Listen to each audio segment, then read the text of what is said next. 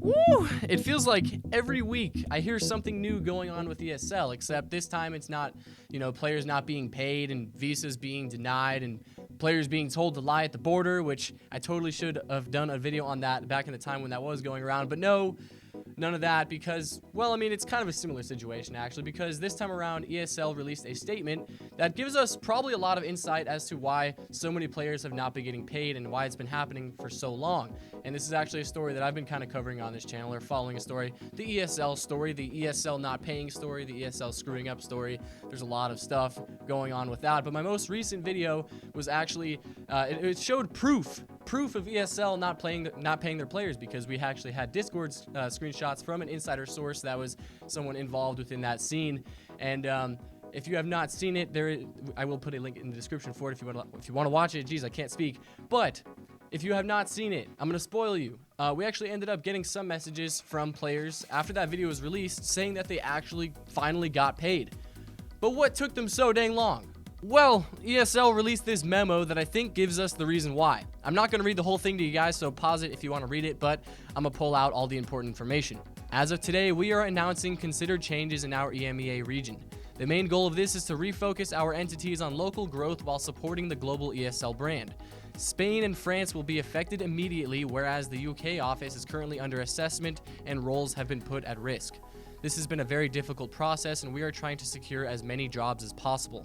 Aligning with our global strategy, we would like to focus our execution with our hubs in Germany and Poland with the guidance of the local entities. The idea is, if it's not part of our focus, then we will stop it. And if you don't know what the EMEA region is, that means Europe, Middle East, and Africa. I'd actually never heard of the EMEA region before this, but there might be some of you viewers out there who might be from there or might even be getting affected by some of these changes. And there's more in the memo too, but it's basically just them apologizing to their affected staff and what it means for them as a business, but not much important stuff to us as viewers and non-ESL staff.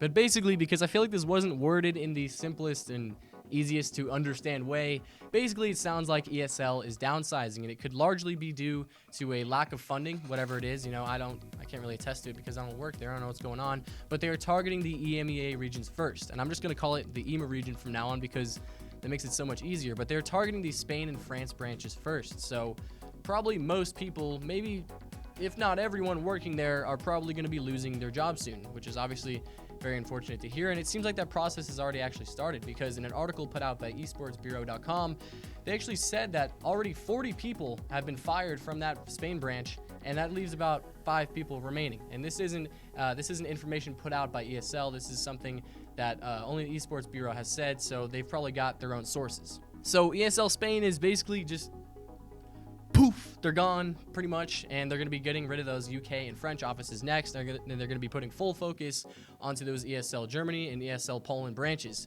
And if this works the way I think it does, let me adjust real quick. If this works the way I think it does, this could actually be pretty freaking insane for a lot of the big esports titles that we watch nowadays, like CSGO and Rainbow Six, stuff that we cover here on the channel, because ESL Poland is ahead of Rainbow Six. Let me adjust my seating now. This is awkward.